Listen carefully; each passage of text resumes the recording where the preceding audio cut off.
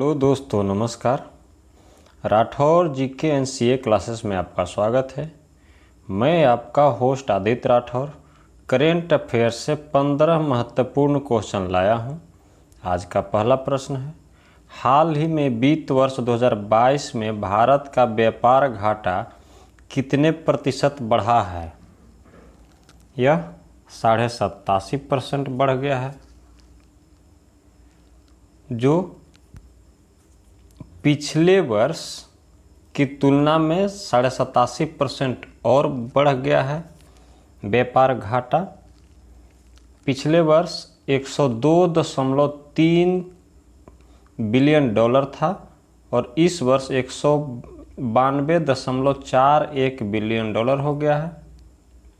और आयात में भी 610.22 अरब डॉलर के नए उच्च स्तर पर पहुंच गया है।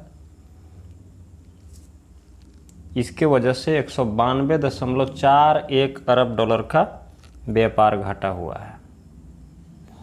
दोस्तों, जीवन में एक लक्ष्य निर्धारित कीजिए और अपनी दृष्टि को हमेशा उस पर बनाए रखिए, तभी आपको लक्ष्य की प्राप्ति होगी। आज का अगला प्रश्न है, निम्नलिखित में से किस राज्य में पायलट प्रोजेक्ट के रूप में वन हेल्थ फ्रेमवर्क शुरू किया गया है? यह उत्तराखंड में किया गया है, जो पशुपालन और डेयरी विभाग ने उत्तराखंड राज्य में वन हेल्थ सपोर्ट यूनिट द्वारा वन हेल्थ फ्रेमवर्क को लागू करने के लिए पायलट प्रोजेक्ट को शुरू किया है। इसका मुख्य उद्देश्य पायलट परियोजना कार्यान्वयन की सीख के आधार पर एक राष्ट्रीय एक स्वास्थ्य रोडमैप विकसित करना है। आज का अगला प्रश्न है, हाल ही में किस राज्य में चिथिरई उत्सव मनाया गया है? यह तमिलनाडु में मनाया गया है, जो चिथिरई थिरुविझा के नाम से भी इसे जाना जाता है। तमिलनाडु के मदुरै मीनाक्षी अम्मन मंदिर में आयोजित किया जाता है यह। आज का अगला प्रश्न है, हाल ही में प्रतिष्ठित ओ हेनरी पुरस्कार 2022 किसने जीता है? यह अमर मित्रा ने जीता है, जो एक बंगाली लेखक हैं। इन्हें अमर मित्रा को ओ हेनरी पुरस्कार से सम्मानित किया गया है। इनको ये पुरस्कार एक शॉर्ट फिक्शन स्टोरी गाँवों बुरो के लिए प्रदान किया गया है। आज का अगला प्रश्न है, हाल ही में भारत और किस देश के बीच संयुक्त विशेष बल अभ्यास बकलोह 2022 का आयोजन हुआ है? यह किर्गिस्तान के साथ हुआ है। जो यह संयुक्त अभ्यास विशेष बल प्रशिक्षण स्कूल बकलोह, जो हिमाचल प्रदेश में है, वहाँ पे हुआ था। आज का अगला प्रश्न है, हाल ही में जीओबीपी ने ईवी समाधानों के लिए किसके साथ समझौता किया है? यह टीवीएस के साथ समझौता किया है, जो 2 व्हीलर्स और 3 व्हीलर्स इलेक्ट्रिक व्हीकल के लिए व्यापक सार्वजनिक ईवी चार्जिंग इंफ्रास्ट्रक्चर की स्थापना के लिए सहमत हुए हैं, जो इस क्षेत्र में जियो डेवलपिंग बीपी के नेटवर्क पर निर्माण कर रहा है। टीवीएस इलेक्ट्रिक वाहनों के ग्राहकों को जियो व्यापक बीपी के चार्जिंग नेटवर्क तक पहुंच प्राप्त करने की संभावना है।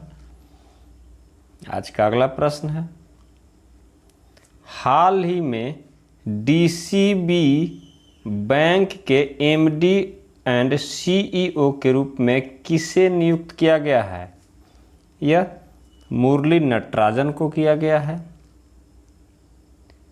जो भारतीय रिजर्व बैंक ने डीसीबी बैंक के प्रबंध निदेशक और मुख्य कार्यकारी अधिकारी के रूप में मुरली नटराजन के कार्यकाल को 2 साल की अवधि के लिए विस्तार कर दिया है।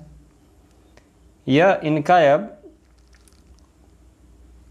2024 तक कार्यकाल लागू होगा और नटराजन अप्रैल 2009 से ही डीसीबी बैंक के एमडी और सीईओ के रूप में कार्यरत हैं। आज का अगला प्रश्न है, हाल ही में किस राज्य सरकार ने एएआई के साथ पट्टा समझौते पर हस्ताक्षर किए हैं? यह उत्तर प्रदेश के किए हैं। अब यहाँ एएआई आया है तो इसका एयरपोर्ट अथॉरिटी ऑफ इंडिया होता है फुल फॉर्म। अयोध्या में मर्यादा पुरुषोत्तम श्री राम इंटरनेशनल एयरपोर्ट के विकास हेतु राज्य सरकार के जरिए ली गई 317.855 एकड़ भूमि को भारतीय विमानपत्तनम प्राधिकरण यानी एएआई को लीज पर दिए जाने के लिए यूपी के नागरिक उड्डयन विभाग और भारतीय विमानपत्तनम प्राधिकरण के बीच लीज एग्रीमेंट हुआ है। आज का अगला प्रश्न है, हाल ही में किस देश ने गौफेन 303 नामक उपग्रह का सफलतापूर्वक प्रक्षेपण किया है? यह चीन ने किया है।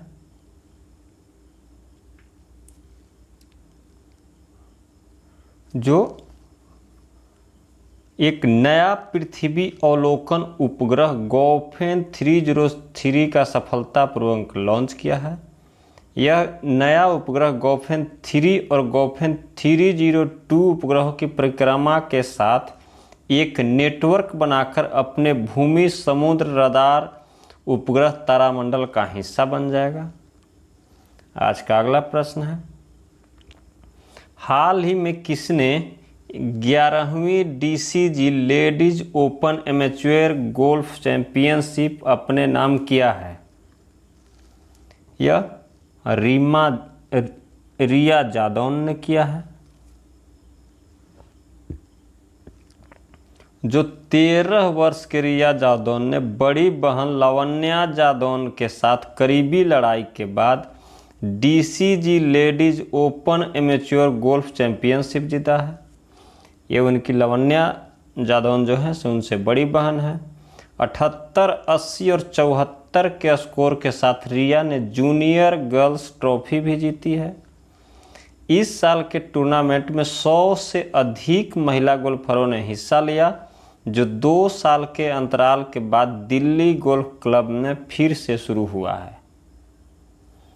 आज का अगला प्रश्न है, केंद्र सरकार ने एथेनॉल परियोजना के लिए विभिन्न योजनाओं के तहत ऋण वितरण की समय सीमा कब तक बढ़ाई है? यह 30 सितंबर 2022 तक कर दिया गया है, जो ताकि घरेलू उत्पादन को बढ़ाया जा सके और वर्ष 2025 तक पेट्रोल में एथेनॉल के 20% सम्मिश्रण लक्ष्य हासिल किया जा सके। इस कदम का उद्देश्य संस्थाओं को अपनी परियोजनाओं को पूरा करने और ब्याज सहायता का लाभ उठाने में सुविधा प्रदान करना है। आज का अगला प्रश्न है, हाल ही में सर्वोच्च न्यायालय ने तमिलनाडु में वन्याकुला क्षत्रिय समुदाय के लिए कितने % आंतरिक आरक्षण को रद्द कर दिया है? यह 10.5% को रद्द कर दिया गया है। जो सर्वोच्च न्यायालय ने माना कि वन्याकुला क्षत्रिय समुदाय को 10.5% आंतरिक आरक्षण, समानता, गैर भेदभाव और तमिलनाडु में 115 अन्य जाति पिछड़े जाति समुदायों तथा विमुक्त समुदायों के समान अवसर के मौलिक अधिकारों का उल्लंघन करता है। आज का अगला प्रश्न है, केंद्र सरकार ने देश की सुरक्षा का हवाला देते हुए 4 पाकिस्तानी चैनलों सहित निम्न में से कितने यूट्यूब चैनलों को प्रतिबंधित कर दिया है? यह 22 चैनलों को कर दिया है।